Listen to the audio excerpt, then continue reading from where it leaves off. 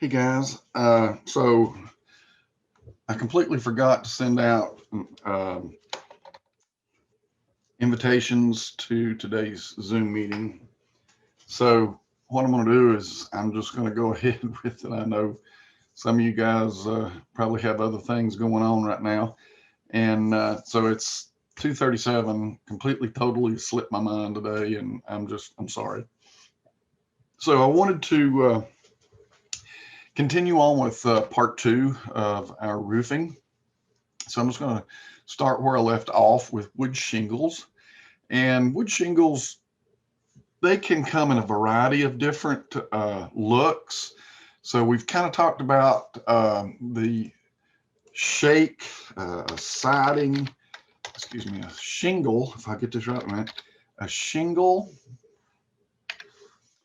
versus a shake. And so again, that one picture there that I showed you, a shingle is milled and a shake is hand split, and you can kind of get an actual understanding of this. And so I actually have a barn, or not a barn, but a log home out here, and I will show you guys what that looks like as well. Let's go ahead and do that right quick. So let's go out to my log home. This is my office, by the way, so this is where you see me a lot. We'll just step outside and walk over to my barn. And so this is my little barn. My wife and I built this barn in, believe it or not, 4 days. It's seen some better days. It's, we were in a hurry to do it, and it's starting to rot away, obviously. But what I wanted to do is I wanted to show you this roof. And I mean, I haven't done a thing to it since I first started it, but just kind of wanted to give you an idea of what now this is a shake roof. These were hand split. Let's go inside. I want to show you something really cool. Doors settled a little bit. We use this just to hold our bicycles. Obviously, we don't get our bicycles out enough. And there's holes everywhere. And so I can look up at any given time and see light through this roof. But I want to say something. Look how dry it is in here. It rained yesterday, and dust's on the bicycles. There's no leakage whatsoever in this thing, and that is how brilliant these shingles work. I mean, it's just unbelievable. Even when we had the hurricane come through, I came in here and there was absolutely no leaks at all in here. And let me explain why that is so. Well, you guys know that water has something called surface tension. And because because we put our brakes over top a hole in here, then water never gets in between those. The surface tension keeps that water between or hanging on to the shingles or the shakes.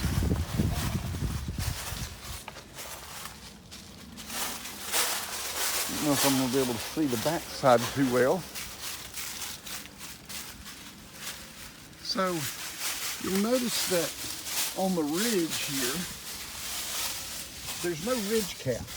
So with real shakes, one side of the ridge would have been extended over the other side so that you ended up getting a cap on it and it wouldn't leak. Again, I'm telling you, I promise you this thing has not leaked at all. And as bad as it looks. And it's all due to because of the way that that wood shingles work. Now this is cedar, so it doesn't rot very easily. Actually, the rest of this is pine, and it'll rot far quicker than the roof shingles will. So, but it's just really cool how this works. And this system is used for decades, for millennia. People used to build all kinds of houses with nothing more than shakes, just like this. Gunner's trying to scratch his ailments, and Chloe's looking on. So let's go back and finish up our discussion about roofs.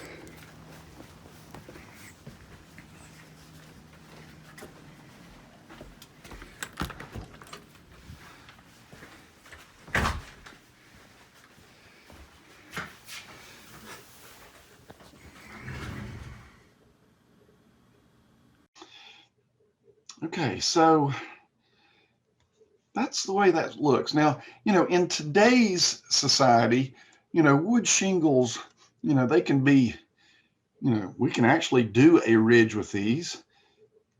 And so this is not nailed together, but they've used staples, as you can see from this elongated hole here. These are not the easiest things in the world to make, but they do look nice. They'll look nice for a while, but then they'll start fading. So this is an original color here, and then they'll start fading out. And you can all do all kinds of fancy little shapes, and you can get them scalloped, and then you can also, pretty much like what I had out there, was just the old style. And so these are put on using this type of method here.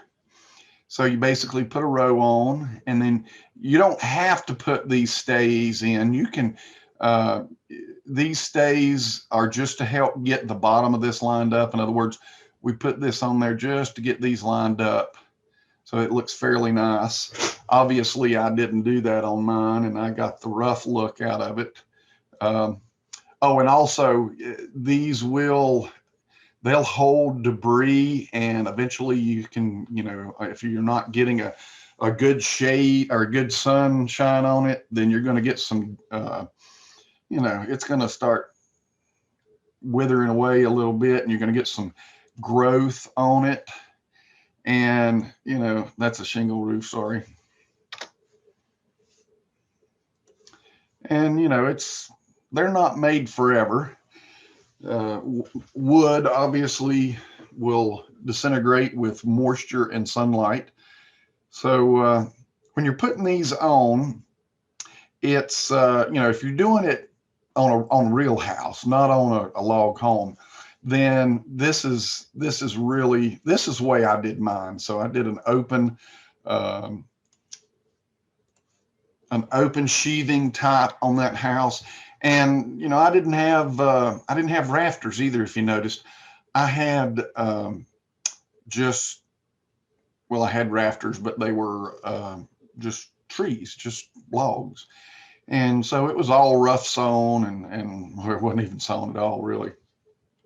But if we were going to put this on a real house, then we'd want to put roofing felt in between this, so that if one of these comes off, then we're going to get that water back on track on top of the wood shakes, so that they can continue to do their job.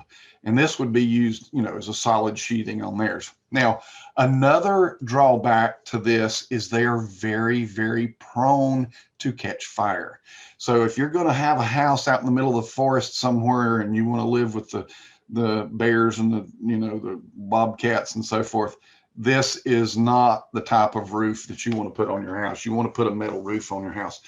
We had a fire back in 1985 that consumed about 9,000 acres here in Burke County, and we lost 27 houses. And out of those 27 houses, all of them were either wood shake, or they were asphalt shingles. So none of them were metal roof, and that's pretty much a standard now here in Burke County. So a lot of people are using metal in there now. So, you know, if you want to research this a little bit and understand how shingles, shakes, wood shingles and wood shakes are put up, and they're really cool to understand. You can also do them on the wall. Again, I had a friend that had this on his house. He had poplar siding actually on his house, and because of all these nice little holes and everything, he lived out in the middle of woods, and it catches embers, and he lost his house to a house fire as well. Not the 85 house fire, but it was a house, you know, a woods fire. It started it anyway. Okay, so moving along. So this type of roof, the clay roof or terracotta tile roof, is a type of roof that could be used out in the forest. And so, you know, this started out as pretty much a barrel roof. This is a barrel. This is the original terracotta type clay, which is a two-piece roof. You've got a piece that is turned up that goes in between these, and a piece that is turned down. And so let me kind of explain to you how this goes. So we've got our house, and this tile looks sort of like this, and they have a hole at the top of it.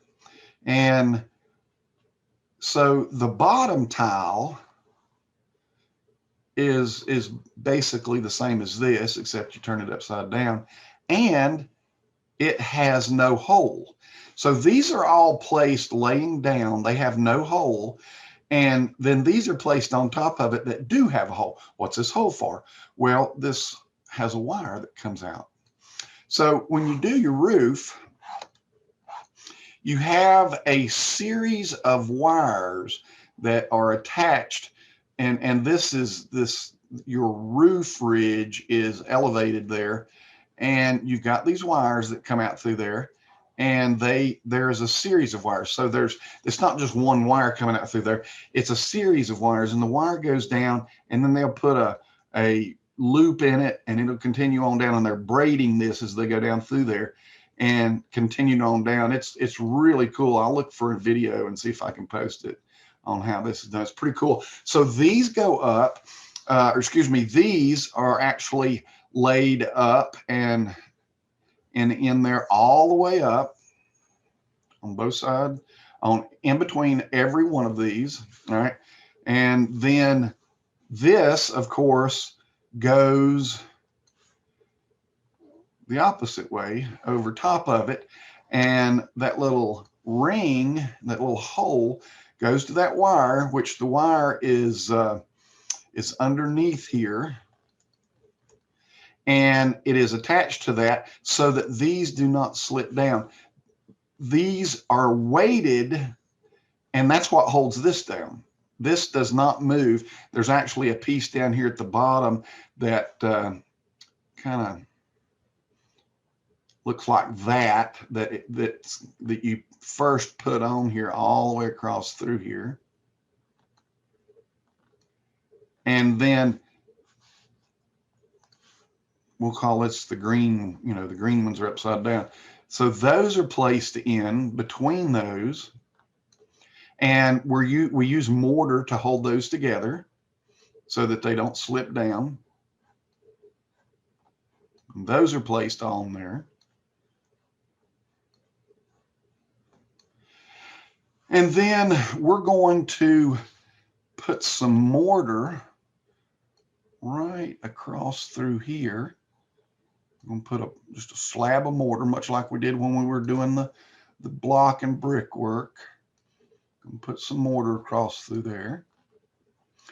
And then we're going to take these tiles here, and then we're going to lay them across through there. And we're going to take that and tie that off. And we'll put one on here. We'll take that and tie that off. And then we just press this down a little bit.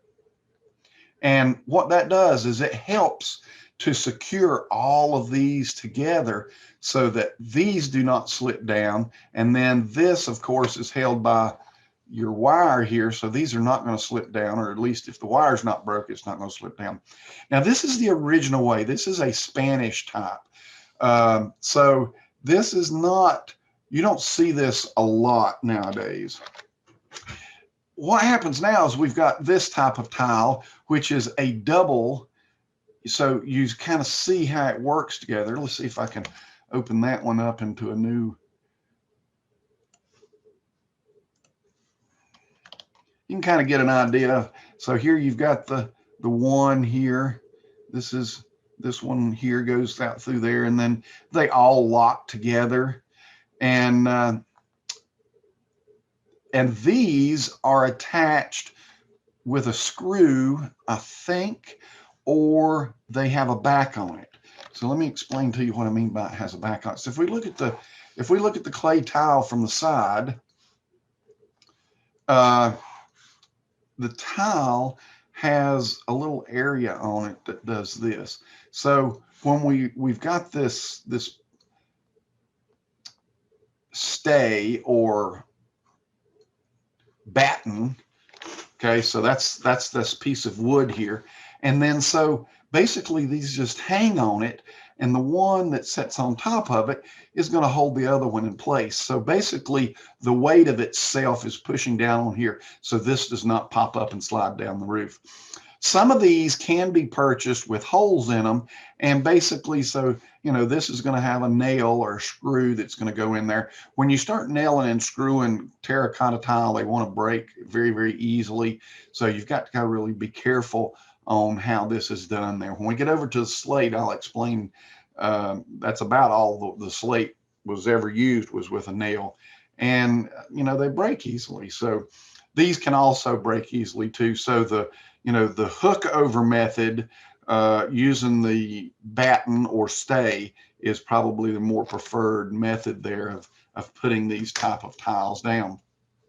And of course, you can get them in all sorts. You know, we can get that barrel look, which is really just one piece.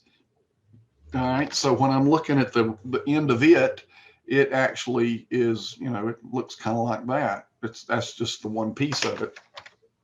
And of course, you can get those in the hole where you can screw them down, or you can use the hook back style. Notice that they've used mortar to place the ridge on here. They've used an oversized ridge on that one. Oh, that was one thing I was going to tell you about over here. When they done the ridge, so I'm going to do a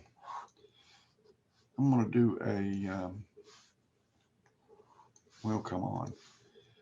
So if we do a cross through here, so this was the ridge, and we had our terracotta tile, you know, coming on either side of this. Then what would be done is we would put some mortar up here to close up these holes here. Now remember that mortar is you know, it's heavy. All of this stuff is heavy. That's another drawback of this.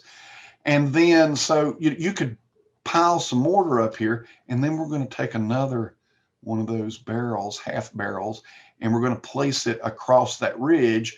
And of course it would, you know, this one would come up and go over, and then the next one, you know, so forth, just like we did on this one here.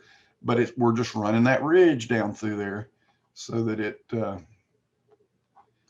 and this, just like I was talking about with the shingles, you want to make sure that the prevailing wind goes in the opposite direction, or I guess in the opposite direction. Yes, in the opposite direction you lay those. So we would have laid those in this direction. This would have gone on first. This goes over top of that one. This one goes over top of this, and this goes over top of that, so that we don't get any wind blowing moisture up under that ridge.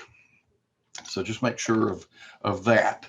And so, you know, this is what I'm talking about. This one to go on first, then this one, this one, this one, this one, this one. This is a special piece, obviously, for the last, for being the end pieces, and you can get all different shapes and sizes. And this is something else that's cool too about the barrel method anyway, about this type of method here. You can make your own. You heard me correctly. All you got to do is get you some clay and a furnace of some sort, and you can too make these yourself.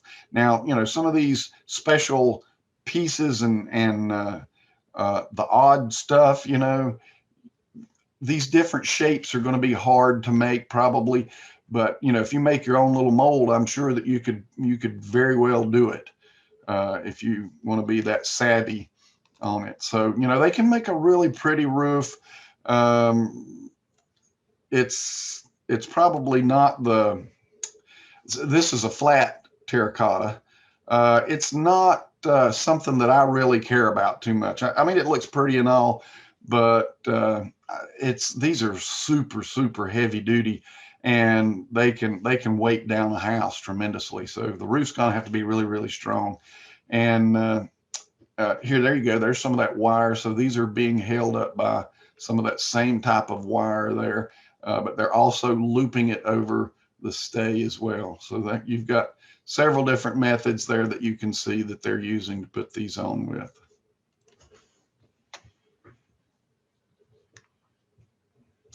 Very crude method here, but it gets the job done.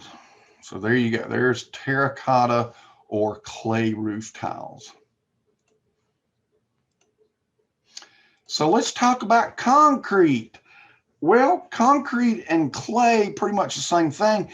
You know, one or the other really is what it boils down to. You can, again, make your own concrete stuff.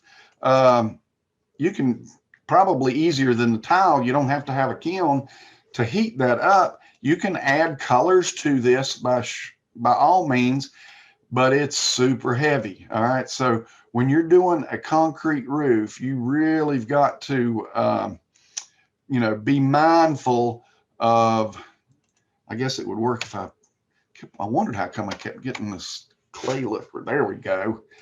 You know, you can do these at home. You can make these very well at home if you wanted to. However, this is super heavy duty. Unless you're using really lightweight concrete, these are going to be super heavy. They go up exactly the same way that the terracotta tiles do.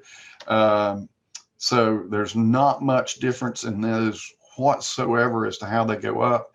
And they're really cool. You can do a lot more things with concrete than you can with the tile, or at least different shapes and flavors, you know. So it's, and for some reason, I'm just not getting the pictures that I'm really wanting here, but you can, I mean, you know, this is concrete tile right there, and it's made to look like the shakes. If, you know, whatever your imagination has, you can do it with concrete. It's just, you know, you got to imagine what kind of weight that you're going to have up on top of this roof. It's just going to be super thick, or super heavy, because you can't get very thin with concrete. That's the drawback of concrete, is you can't go very thin with them. So they're probably going to be an inch or so thick to get the best work out of it. Now, another drawback of concrete is they have to be sealed, because concrete is very porous. Tile, on the other hand, is not that porous. Concrete is very porous. So you're going to have to seal these, keep the water out of them, because if water gets into it, soaks into these concrete tiles and freezes, they're going to bust and they ain't going to be worth a hill of beans. So keep that in mind as well. Now let's move over to the slate roof. So the slate roof has been around for eons. A lot of your roofs that you had in the old days during the colonial periods, England, France, all had either a thatched roof or they had a slate roof. And so the slate is quarried. It's a rock that they quarry out. And the one thing about the slate is it can be much like wood. It can be split so that you get very thin pieces, And then, of course, you can make them look pretty, or you can go with the rough look. But slate roofs have been around forever, and that is not a slate roof there. This is a slate roof. And so these can be very thin. So these are probably around 1/4 of an inch or so. And a lot of times they were either held in place by these little pins here, or you had a couple of holes that were drilled up at the top and a nail could be put down into it. And you just got to be real careful not to get the nail too hard down on there. You have to let this, it hangs on there. So, you could actually go up and move it a little bit with your hand because it's not made to be a rigid type roof. So the drawback here is because of that, they can rattle apart. They can, let's see if I can find a picture. Oh, there we go. They can break. This is one that they just didn't care what they look like. Of course, you can get real fancy with those as well. But, and like the other roofs, they will grow moss on it, but this will not degrade the roof, of course. The problem is that, these things can waller a little bit, and eventually you can break those across the top there, and they'll fall out. And if they do, they'll kill somebody if they hit them on the head. So if you get a hole started, you better get it fixed real quickly, because again, these are heavy duty stuff. They weigh a lot, and they can, a small problem can become a huge problem very, very quickly. So you got to stay on these. These are not economically made. They are very expensive, and not a great deal of people. Here you got these so they've taken these things and they're trying to make them signs out of it. But this is basically nothing but what a piece of slate looked like, less the leather in there. So they just use those holes to hang them. But you can get an idea. So you can get some used for $5, $5 for 3 used pieces of slate. Slate is definitely not inexpensive to use. So people came up with alternatives, synthetics or plastics. So you think, well, heck, plastic takes forever to disintegrate, but what makes it disintegrate? UV light. So you got to put something like this on the roof, and this is what's going to happen. They're not going to last forever. They can't hold their color very good. They will fade in time. And I was trying to show a picture of some that was just other than just that one there. Damage. Because the sun will bend these things.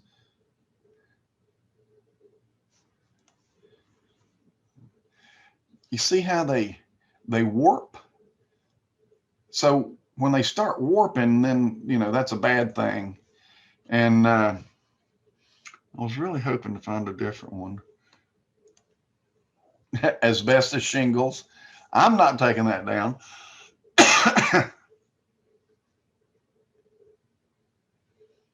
And I'm just not seeing some of the pictures that I was really wanting to, because the synthetics they just don't hold up good in the sunlight.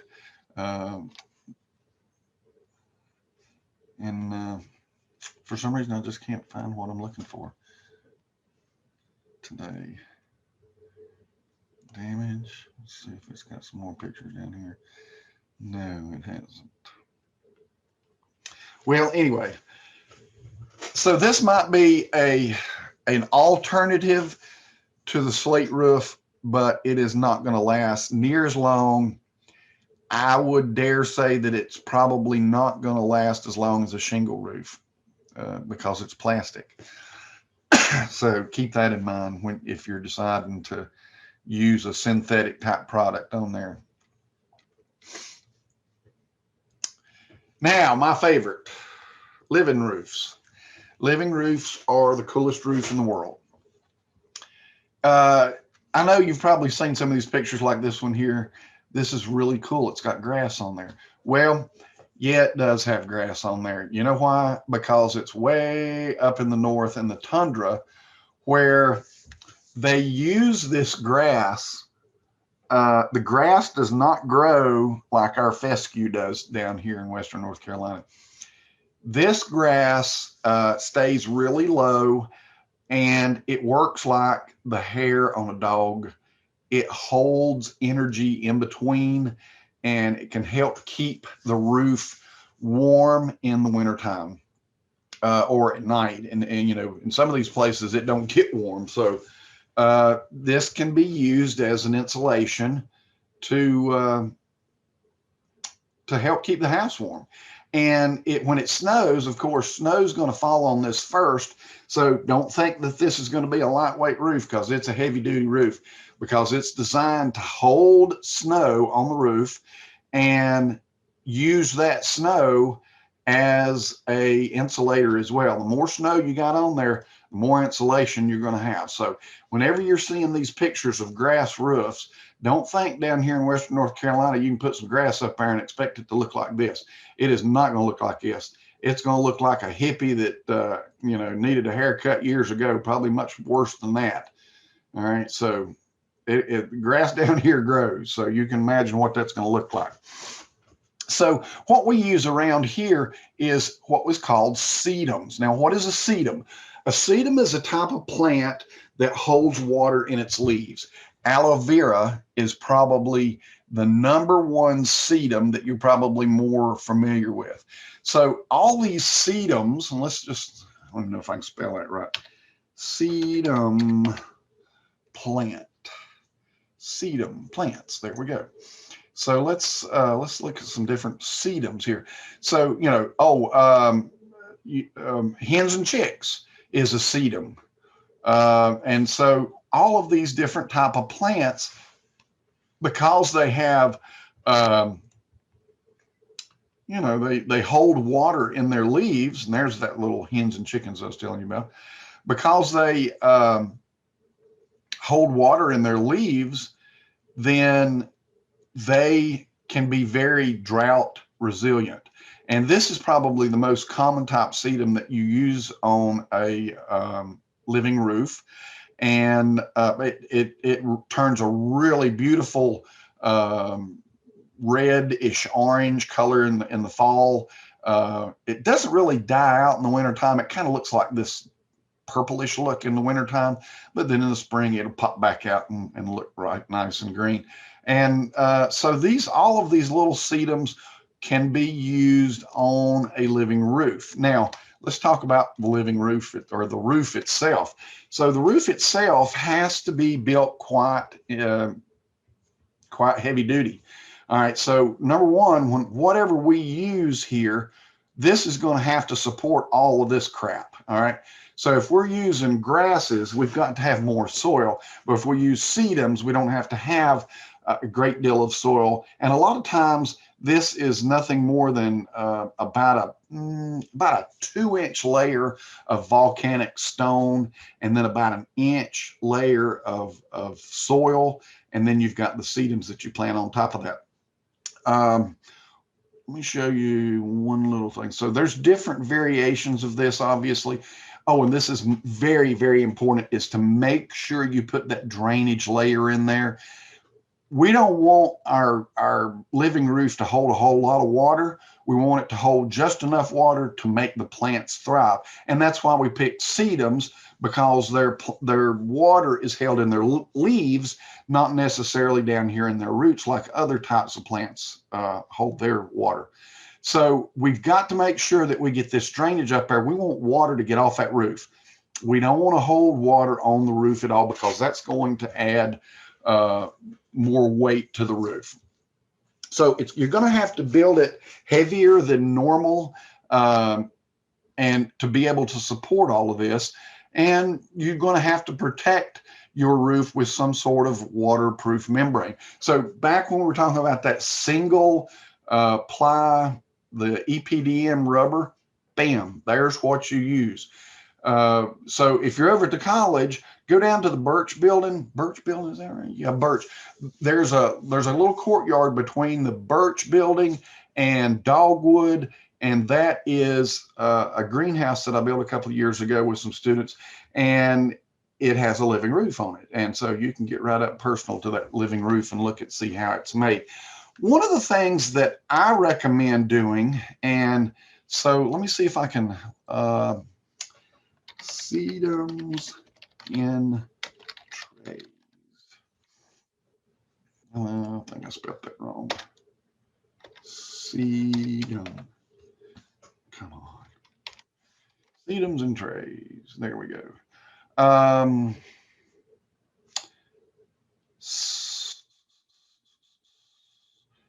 So here, like this tray. Okay. So remember this tray here. Let's go over here and let's do some drawing.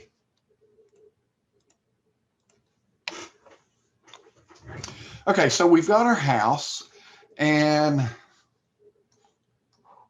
got a roof here, and we want to be able to get some plants to stay up on this roof. Now, if this roof is 45-degree angle like that, look like that, probably not going to stay up on the roof very well.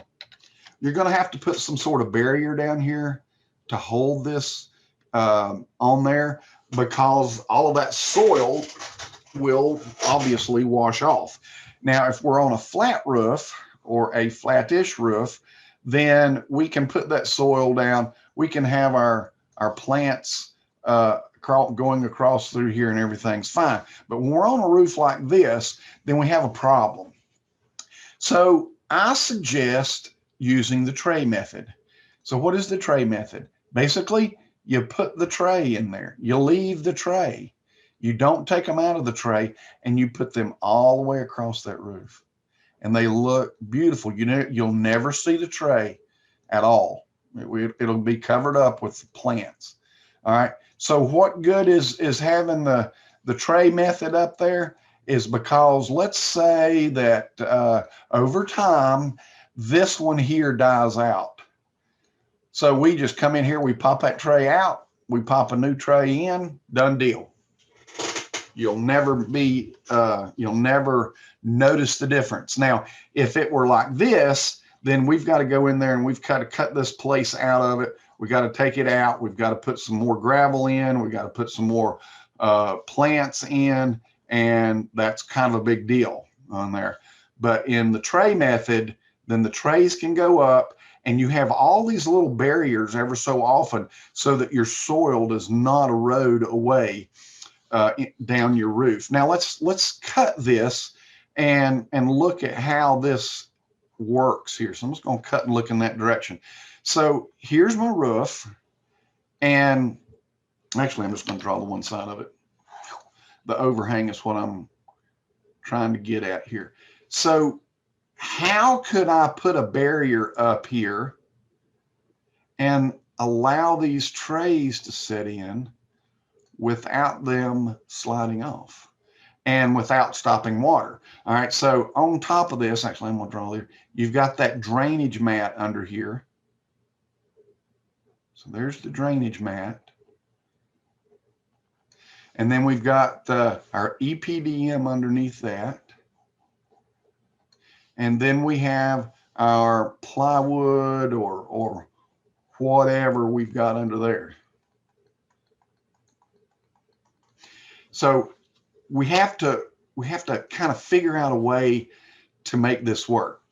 One of the things that you can do is that you can get these metal pieces that look kind of like this, and they've got a couple of holes drilled in them, and you put them up ever so often.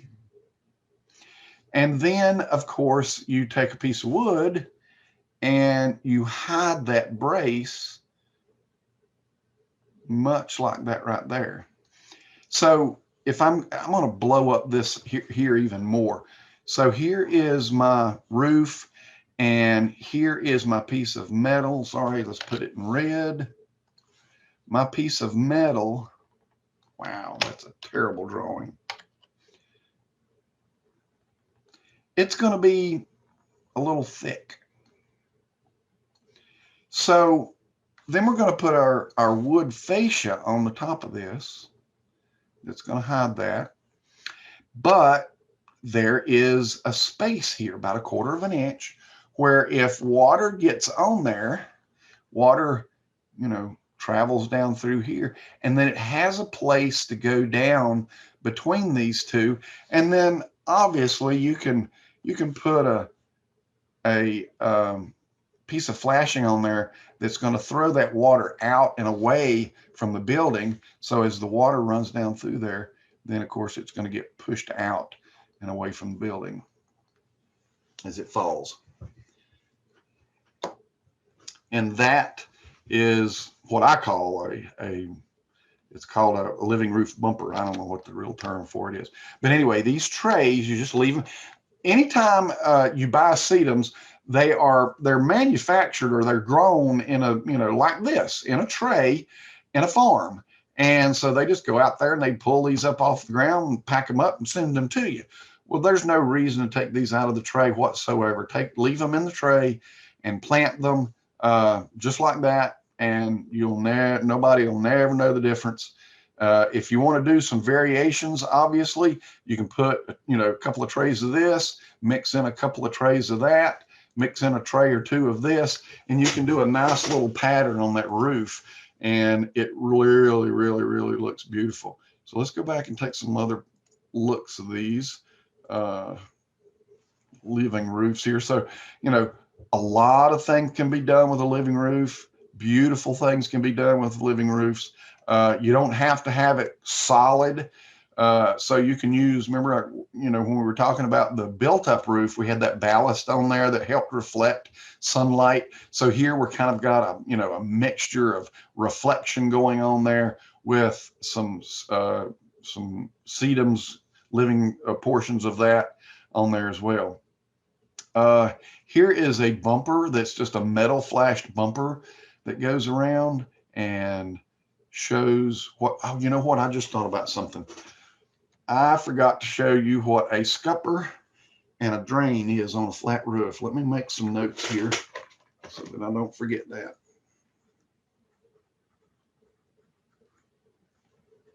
Scupper versus a drain. Okay, so, the living roof can be very, very beautiful and very effective as well. And you can do all sorts of different stuff with living roofs. You can let it, you can get that hippie looking effect going on it if you wanted to, with some English ivy even. I do not suggest that you use the grassy method in Western North Carolina. That's probably what it'll look like right there. It'll look weedy before it's over. And we don't want any deep roof type plants, because they can actually get into the house or dig down into the house and can cause a problem. I have heard of people using their rooftops as gardens. Again, this has probably got 36 inches of deep soil on it to hold these trees in place. That's not something that you would really want to do in a house. So it's just not going to be structurally sound enough for 36 inch or 3 feet of soil on that house. You don't want to have to pull all of this off to fix your roof. You want to make sure that you have a good foundation under your roof. You want to have some good drainage as well. And, definitely don't skimp on the roof. A lot of times I've heard people, hey, can I use metal for roof? No, you can't. Unfortunately, because water can run uphill when it gets, that surface tension going on, it can run up a hill. And so if we're holding a whole lot of moisture up here, we can get some hydraulic pressure, and it's going to push that water clean up the hill, and it's going to just be a mess. So So let me go back and tell you about a scupper. Roof scupper. So this is a roof scupper. So on the outside of a roof, you will see these drains, and this, remember we talked about parapets? Well, this is a scupper. All right, so you can see what it looks like. This is a drain. This is a scupper. So the scupper just lets water flow through the parapet, and you can do really nice things, beautiful things with the scuppers.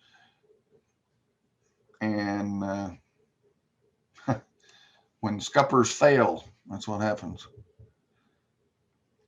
Give you another idea about that. So we've got the scuppers, so we can slope the roof to the outside. We've got the parapet wall, scuppers on the outside. We do drains in the inside.